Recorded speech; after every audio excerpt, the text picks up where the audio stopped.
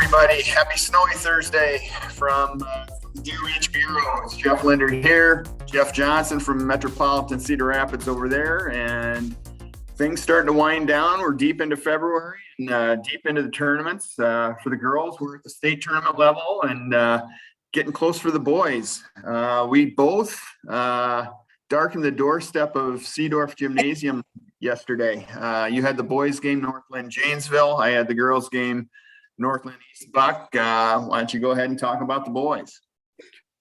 Well, I felt bad for AD Matt Weiss there at West Delaware because they had to clear everybody out, right? After the boys game was over, because it was two separate. They have an hour between the games. So they, at least there was some time in between. It wasn't, just a big, herd of people coming in and out and bumping into each other. So at least they had some time. But yeah, the only bad part really was, you had one school playing both games. That was the tough part. But yeah, they did a great job. And I don't know, folks, if you've ever been up that way, but it's a very, very nice gymnasium and one of the best to me around. Maquoketa is still, I think, number one for me, Landy.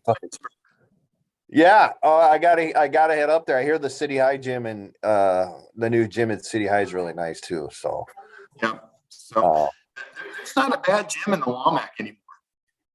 That's good. I don't think. Well, I think I've been to South Tama maybe one time. That was a long time ago. Yeah. Been to Independence. I have. That's also a very, very nice gymnasium. That's a good one to point out. So, yeah, a lot of nice gyms, new gyms around here. So, anyway, didn't mean to get off topic here, but yeah, the boys portion, it was Northland was a fairly handy winner over Janesville, 63-30 in a district final that was postponed from Tuesday night. And, the Lynx were just very impressive and, kind of stereotypical Northland basketball and that, kind of double teamed and trapped and pressured the opponent right out or right as it got off the bus, basically. And, it was just the stats were pretty incredible. Janesville was only made like 50% of his shots in the first half. Made 75%, 3/4 of his shots in the first quarter, but that was only 8 total shots there in the first half because it made 21 turnovers. So, pretty impressive performance, especially in the first half from Northland. Mike Kilmer, the coach, said that was probably the best game that they've had just from a combined offensive defensive standpoint, in that they got good production from everyone that came in the game, both on the offensive and defensive side. So you will not see a game like that in the substate final Saturday. Edco is the opponent. Edco's seen Northland's, pressure defense. It's going to be a game of wills, basically. Edco plays it's the way it's going to play and wants to play. And Northland's going to try and play the way it wants to play. And, Edco was the team that ended Northland's 107-game win streak in the regular season. Gave Northland its first Tri-Rivers loss since 2016. So, that game Saturday, the only 1A sub-state final we've got, believe it or not, Lindy. So, I think that's going to be a lot of fun. It's going to be back up at Manchester. Bigger court, which I think will favor Northland, but is that going to be enough of a favor to sway the game? Probably not. So then I hung around and watched East Buck and Northland girls play. And tell us a little bit about that one. Well, it was the third time they've met this season. Northland had won the previous two by 11 and 3, and this is kind of heading down that same path for 3 quarters. It's a 4-point game with about 5 minutes left in the third quarter, and then Northland started to pull away a little bit. It was 7 at the end of 3, and then 19-5 in the fourth, and they win at 62-41, advanced to the state tournament again. Seems like they're a perennial team there. And, I'm sure we've talked about this before, but this is Northland's 12th season in a row with 20 plus wins. And that's mind boggling. for a state that only plays 21 regular season games. So, so kudos to them, and it makes for a really fun first round matchup with Springville state tournament. You got all the pairings. You're ready to go. Yeah. Everything's been figured out. You want to run through all Sure. that? Yes. Yeah, we can do that. 8 teams from the Gazette area. We've got one in Class 5A. City High plays Pleasant Valley in a 4-5 game at 11:45 Monday morning. And then they go from 5A to 3A for some reason. City High's our only area team playing on Monday. Tuesday, we've got 3 in a row. We've got CPU playing Ballard in a 3A quarterfinal at 10 a.m. Benton Community playing top seed Dallas Center Grimes in a 4A game at 11:45, and then Cedar Rapids Xavier playing DeWitt Central or Central DeWitt, or however you want to say it, 1:30 on Tuesday. Tuesday night, 2A quarterfinal start. Regina plays Panorama at 8:30. Cascade plays Central Lyon at 11:45 Monday morning, and the Springville Northland showdown is at 6:45 Wednesday night. So that's our 8 teams in 7 first round games. So did you anticipate Springville and Northland getting bracketed? Well, ever since they got ranked 3 and 6 in the final rankings, I thought that was kind of the way it was going to play out, because I didn't think anybody above 6 was probably going to get beat. Okay. I'm not going to ask your predictions because we're going to have to wait for those till they come out on paper. I got a lot of work to do here in the next 2 days, and we'll start to hash through all that. Anything in the postseason that really, I don't know, surprised you, shocked you? Anything that happened in the road to Des Moines? Minor upsets, but nothing that really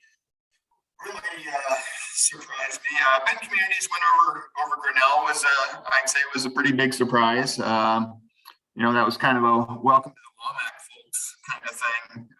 In that regional final, they went over to Grinnell and won. Bondurant Farrar kicked the heck out of Indianola by 35 points. Indianola was ranked number 4 in Class 4A. So a couple of surprises in 4A. 5A was mostly chalk. Same with 3A. No big surprises in 1A or 2A either. So I think for the most part, the best teams are there. Correct me if I'm wrong, Hannah Stulke never made it to the state tournament, correct? No. 2 regional finals back to back. They got beat by 2 at home to Dowling last year, and lost to Pleasant Valley by 5 in the regional finals over on the road Tuesday night. So it's a shame. Certainly one of the most talented kids that's gone through this town in a while, and it's a bummer that the rest of the state doesn't get to see us. But we'll see her in Iowa City next year, and I think she'll make a nice impact for them. Kind of one of those deals where it was the same thing with Jordan Bohannon at Lindmar. Never made the state tournament. So really, that's it's been 10 years since Lindmar's made the state tournament. I had to double check that because it just didn't seem plausible, quite frankly. It's been about 10 years since Bohannon's been at Lindmar too. Yeah, that's right. So it's crazy because Lindmar had that run of 9 straight appearances and nine straight wins in the semifinals, so placing 4th, 3rd, 2nd, 1st. And now it's been 10 years without going, and we'll still that chance. Big game tomorrow night for the Lions against Cedar Rapids Kennedy, and substate semifinal, and those teams split in the regular season. So should be really interesting. Yeah. What else you got? Just kind of take us through the rest of substate here. Weather permitting tonight, it looks like it's starting to snow a little harder here on the in southwest Lynn County, but what are you looking at? Yeah. 3A substate semis tonight. We've got Oh, let me count here. We got 7 games involving metro or area teams. Anamosa at Dubuque Wahlert. Xavier heads to DeWitt Central in what should be a very interesting game. Charles City at Decorah. Clear Creek Amana at Fort Madison. Mount Pleasant here in town or here in the area metro against Marion at Marion. Solon against Washington, Iowa. And then Western Dubuque at Davenport Assumption. Then tomorrow night is substate quarterfinals or semifinals, excuse me, in 4A. Burlington at Iowa City West, Jefferson at West Des Moines Valley, Dubuque Senior at Cedar Rapids Prairie, Iowa City Liberty at Cedar Rapids Washington, and Linmar at Cedar Rapids Kennedy. Jeff, all 7 metro teams are still alive on the boys' side. How about that? The carving's going to start happening soon. Yeah, exactly. But at least through a couple of rounds, we could say everybody's still kicking. So it kind of goes back to kind of thought that the Metro had a bunch of pretty good teams this year. Maybe not great teams, but certainly pretty good teams. And then we look at Saturday. We get again, weather permitting. We get our first state tournament qualifiers, sub-state finals in 1A. Northland's against Edco at Manchester, as we mentioned. And then 2A, we've got 3 area schools going. Jessup's against Appleton Parkersburg up at Waterloo East. Mid-Prairie, and its unbeaten record takes on Northeast Goose Lake at Muscatine. And then Monticello against Williamsburg here in town at Cedar Rapids Kennedy. Should be a good game. Monticello's 20-3, Williamsburg 22-2. And last 2 nights, Jeff, the top 2 teams in 2A were the 2 teams from Hull, Iowa, and on consecutive nights they both got upset in 2A. And so I saw, was it Cherokee beat Western?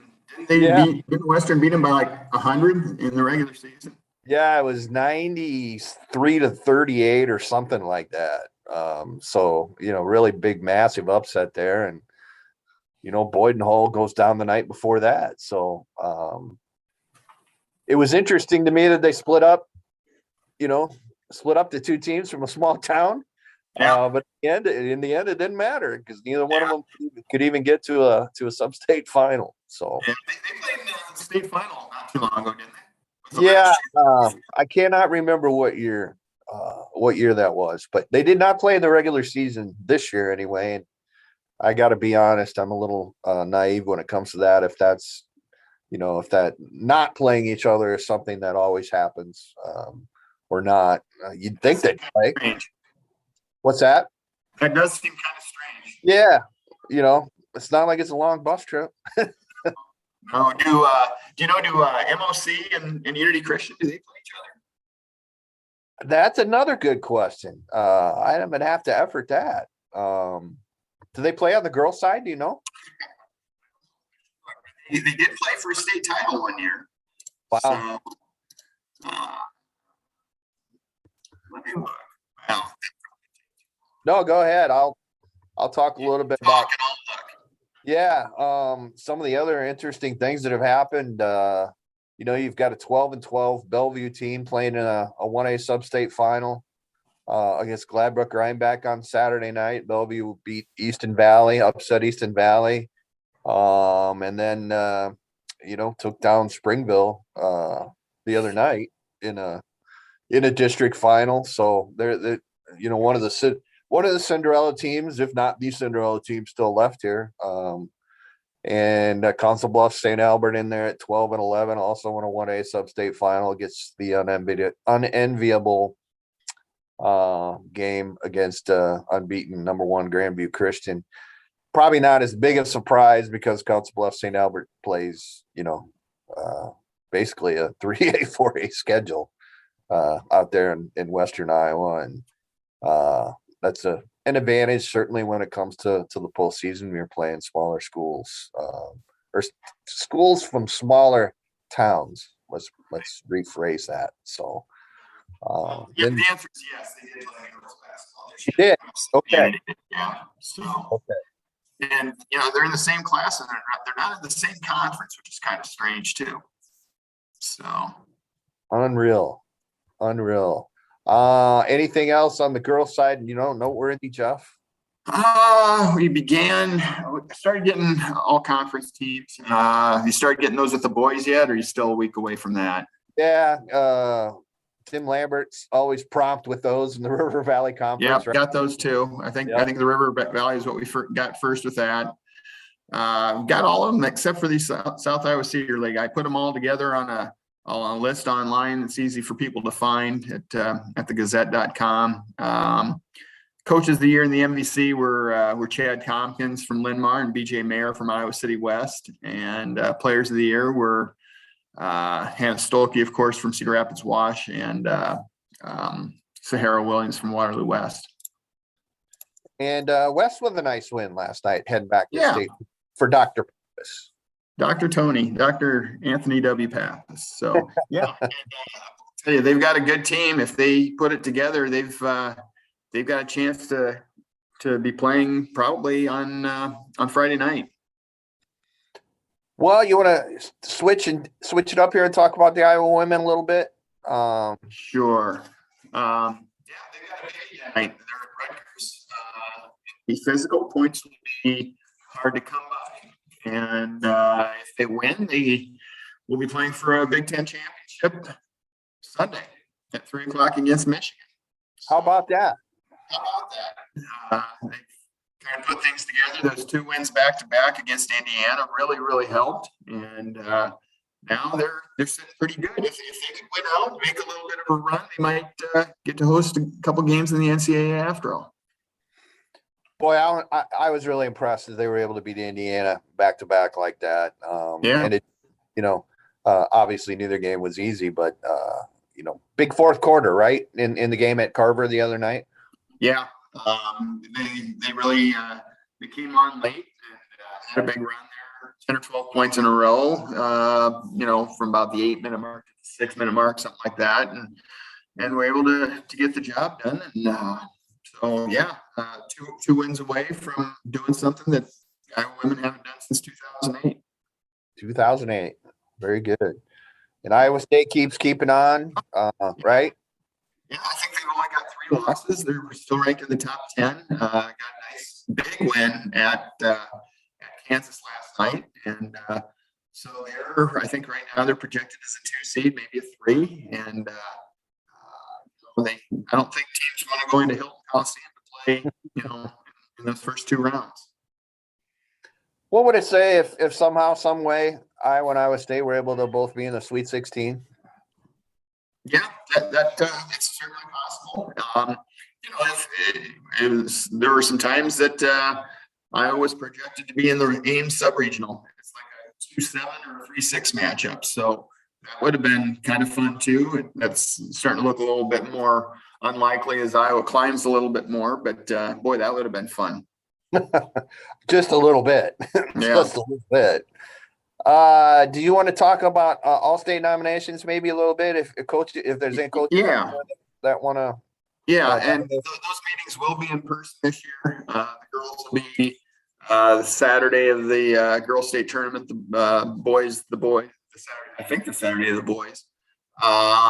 There's a link at the Iowa Prep Sports Writers Association website. So look that up, and I think nominations close the 3rd for the girls, the 10th for the boys.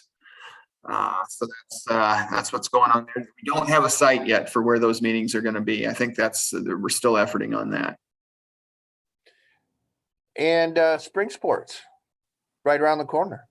Not that I haven't even thought about it. Well, actually, I have a little bit. Track will be. I think track practice might start Monday. Is that right?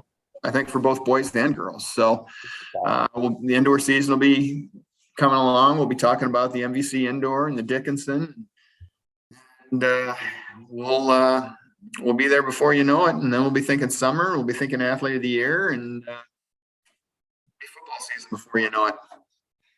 And 40 years, right? Because the athlete of the year coming up. Is that right? Yeah, this is our 40th. We've got some stuff tentatively planned for that. Can't believe it's been 40 years.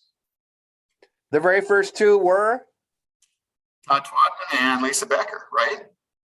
Yep. A couple of pretty good ones, right? I don't think that we missed on those. Not that you or I were involved years ago. No, that was before my time. I think. Well, you graduated in '84, right? Yep. Oh, yeah, that was before either of us were at the Gazette. Long time before I was, but yeah. So your class was '84. That would have been Marta Floyd and Lorenzen and Marv Cook in '84. Is that right? Lorenzen and Cook shared in '84. I believe that is correct. I do remember Al for sure. Yeah. So, and I can give you a quick Todd Twatman story. I played my first ever varsity baseball game in the Metro tournament when I was a junior, and Todd was the catcher, and somehow I ended up on second base. I'm sure it had nothing to do with me, but pitch got away from him a little bit behind the plate. Being a green sophomore, I decided, well, I'm going to go for it. Got to third base, and the ball had already been there about a good, 2 seconds, just like that. So, yeah, nothing like making an immediate impression, on varsity. But I'll always remember that. I always remember that. Okay, he was a great athlete. Yeah, we've had a lot of good ones. You look through the years, and we can talk about that another time. But boy, we've had a lot of good ones, and we've got some good ones this year to choose from. Yep, every year. So, anything else there that you got anything hockey wise? You're probably going to be so busy with basketball there won't be much time for hockey this weekend, will there? Yeah, no, maybe next week. Have a little lag time between substate finals and the state tournament. So yeah, 5 days of fun. Monday, Tuesday, Wednesday, Thursday, Friday, and boy, 5-day deal for the boys. Nobody really talks about it, but the pandemic kind of helped the IHSAA make the decision about not having consolation games. They're still no. So that's okay. Yeah, I didn't have to worry about it, right? That just kind of naturally took care of itself, and that was something that I think I don't know if the teams were really all up in it or not. I suppose they were. In your first game, you're playing two no matter what, but never made much sense to me. No. I think there will be a day that those go away for state softball too. You think so? They still had the third place games last year. I don't know if they played the extra games or not. Maybe they did. I don't remember last year. I know they did not 2 years ago, but they did play for third and fourth. But I'll have to go back and look and see if they did play the second, the one consolation game. Well, when you look at it, I mean, I was sitting here going, well, it'd be easy softball because the games are short, but they're probably about the same length as a basketball game, right? Hour and 20 minutes, hour and 15 minutes, depending.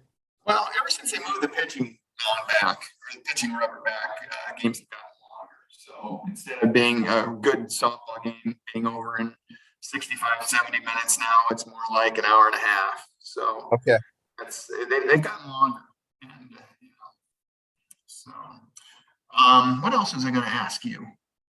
I can't remember. But it's not fun to get old, is it? I can't remember stuff like that. Boy, you got anything else? No, let's, you've had this is probably my favorite week of the whole calendar year, just because you got games that matter every single day, literally every single day this week, Monday through Saturday, because of the postponement on Tuesday. But that's, right in the middle of my personal favorite week of the year when it comes to, basketball and having really good games every night. So I know state tournament gets a little state tournament even. Yeah, to me. I mean, I know you love the state tournament, right? That's your I do. But to me, there's nothing like a small school regional final or substate final, 1A or 2A, where the whole community really gets into it. I mean, there were close to 1,000 people at that girls' game last night, and that's just kind of the way it is. And it's a lot of fun. I'm kind of partial being a small school guy myself, so it's a lot of fun. Are we going to have a baseball season? Major League? Major League. No idea. To be honest, not a lot of interest either way. Yeah. I suppose. I really don't know. You would know. Nathan would know better than I. I haven't really kept much track about it. They just make me more and more mad as baseball. But it will not affect the minor leagues, folks. I know that question's been out there a ton.